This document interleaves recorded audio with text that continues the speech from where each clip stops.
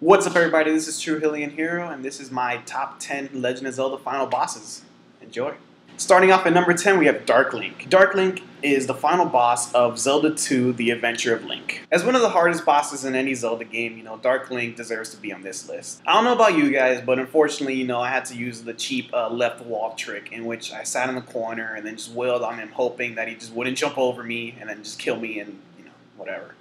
But either way, he does deserve to be here on number 10, as he is probably, I would say, one of the cooler bosses in any Zelda game. Coming in at number 9, we have Vaati from The Legend of Zelda: The Minish Cap. Vaati deserves a number 9 spot because the overall mechanic and how fun he was to fight in Legend of Zelda: The Minish Cap.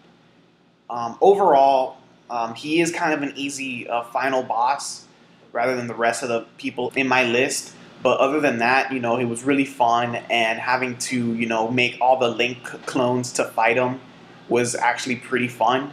And I enjoyed every second of that fight, and I do believe that he deserves to be number 9. Coming in at number 8, you have General Onyx from The Legend of Zelda: Oracle of Seasons. General Onyx is actually a pretty tough boss.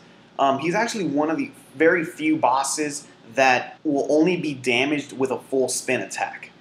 Other than that, he's actually, a little bit cheap, because he uses Din in order to block your spin attack once you've damaged him enough the first round.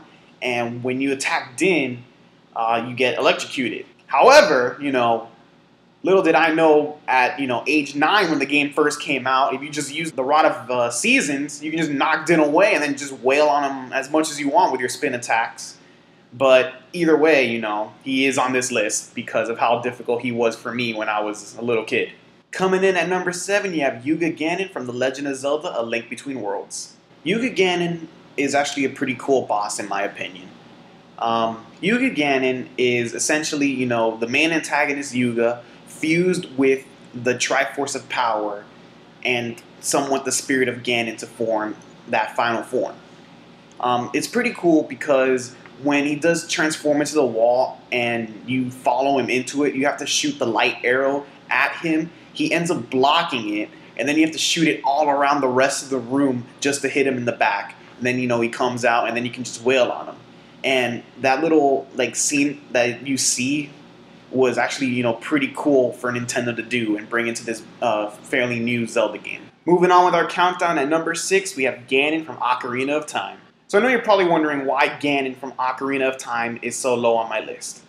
Well, the thing is that I feel that in other Legend of Zelda games, there were much more epic final bosses than Ganon from Ocarina of Time. But nonetheless, I do feel that he was an extremely well-made boss. You had Ganon go into his final beast mode form, but instead of having his iconic spear, you have him dual-wielding swords. And he knocks away, the Master Sword away from Link, and then you have to use the Biggoron Sword to damage him until you're able to retrieve the Master Sword again. But either way, that boss was really cool, and he also, transforms from a human-like Ganon, which in and of himself was very well designed, and that's why, he is number 6 and, not much lower. Coming in at number 5, you have Veran from Legend of Zelda: Oracle of Ages. Now I know this is going to sound kind of weird because she's number 5 on my list, but Veran is actually one of my favorite bosses in general. She has so many different aspects to her. When you first start fighting her, she's in possession of the queen, and you have to use the mystery seeds in order to remove her possessed soul, switch with the hook shot, and then you can wail on her with the sword. Then she goes into her fairy form, in which she brings about 4 Dark Links who start chasing you, and then you just basically just wail on her with the sword. Then when you think that she's down and out, she gets you with a Wall Master, takes you to an underground area, and then transforms into 3 different animals just to fight her. And each one has a different way of damaging it. The turtle, you have to wait for her face to show before you can hit it. The bee, you can use either the seed shooter or just wait and hope that you can hit her with the sword. And then the spider, in which you have to actually avoid her. And then when she lands, you can stun her with the Biggoron Sword and then wail her, or just throw bombs at her. But either way, that's why she's on this list, and that's why she's number 5. Coming in at number 4, you have Ganondorf from The Legend of Zelda: The Wind Waker. Ganondorf from The Legend of Zelda: The Wind Waker it was very hard to put him at number 4 because Wind Waker is my favorite game of any Zelda game, and it was kind of hard to put him down there, but the other 3, just eked them out just by a little bit, man, just a little bit. But either way, this iteration of Ganondorf was extremely good because they gave him dual-wielding sword from Ganon in Ocarina of Time, but gave him the human-like quality that was also introduced in Ocarina of Time. And, his boss fight was also, very good in that, the scenery was amazing. You have Hyrule was just wished upon to be flooded by the King of Hyrule, Daphnis. Everything was just setting up for that final battle in which it's both you and Princess Zelda against Ganondorf. The battle starts and, she starts using her light arrows on him to stun him, and then you just start wailing. He knocks her out, and then you have to just go at it alone, just you and Ganon. And then the final attack, Princess Zelda finally wakes up from being unconscious, shoots a light arrow off your shield, bounces off, hits Ganon, run in there, and then hit the final blow by jumping into the air and just driving the Master Sword straight through his forehead, causing him to turn to stone. And it was just an amazing fight, and that's why, he's number 4 on my list. Now for the top 3. Starting off at number 3, we have Majora's Mask from The Legend of Zelda, Majora's Mask. Majora's Mask is probably one of the most creepiest iterations of any Legend of Zelda final boss. It is the mask that was plaguing you the entire game, that you just needed to get for the mask collector guy. And in the end, he ends up lifting himself off of Skull Kid, and you have to fight the mask itself. The boss fight in itself is also very interesting in that Majora's Mask has 3 incarnations. You have Majora's Mask itself, Majora's Incarnation, and then Majora's Wrath.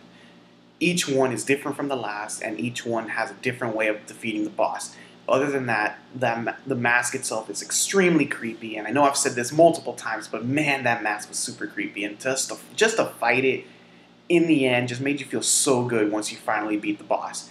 And that's why he's number 3 on my list. Coming in at number 2, we have Ganondorf from The Legend of Zelda, The Twilight Princess. Ganondorf could have easily been number 1 on my list, but unfortunately one of the parts of his boss fight was a little bit on the weak side, and that's why he's number 2 on my list. Ganondorf from Twilight Princess was one of the most well-written bosses overall. Throughout the game, you don't see Ganondorf, but you do hear a lot of stories about him.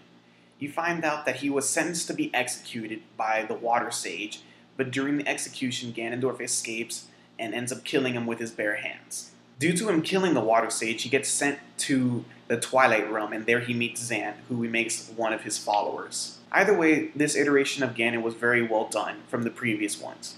He is seen to be one of the most darkest Ganondorfs in any Legend of Zelda game. The boss fight in it of itself is actually very well done, except for one of the parts, which is when you're on horseback. You start off with fighting Beast Mode Ganon, then after that, you go to Hyrule, and then you chase him on horseback with Princess Zelda behind you, shooting arrows.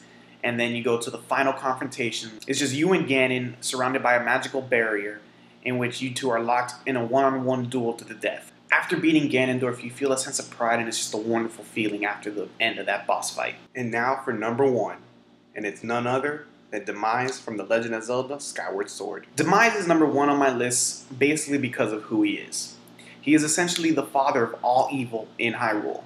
He is the one who cursed Link, Zelda, and essentially Ganondorf to an extent to form this constant battle for all eternity. He then teleports himself to an arena above the clouds, leaving a way for you to reach him. When you go to reach and finally fight him, it's probably one of the better boss fights I've ever seen. Simply because it's a battle between you and Demise, and that's about it.